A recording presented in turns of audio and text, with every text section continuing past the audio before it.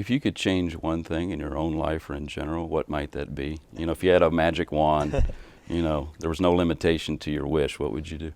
You know, kind of really thinking outside the box from 10,000 feet is, and I don't know if it's more of a generic answer, but world peace.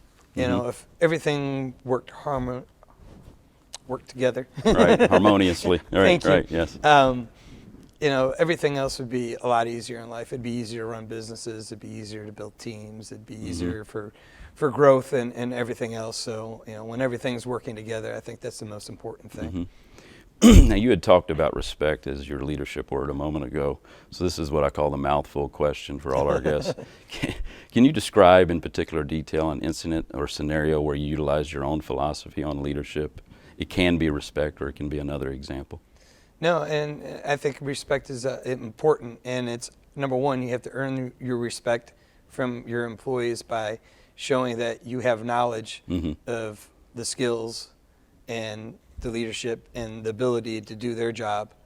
But it's also going back to giving the respect to your employees. And when you do that, you know, you show, you build loyalty. And based on loyalty, then you could build teams and build structure. And I'm still doing that today, and building teams, and I need to do that to even expand to other restaurants. Of course, so. With 3 restaurants, team would probably be the operative word, tagged with respect. Quick question, you don't have to name names. Have you ever had an employee, or obviously a patron, but because maybe they didn't like the food or whatever, but an employee that was disrespectful, that you could see a pattern fairly quickly? How did you address disrespect? I'm going to kind of take your psyche that way for a minute.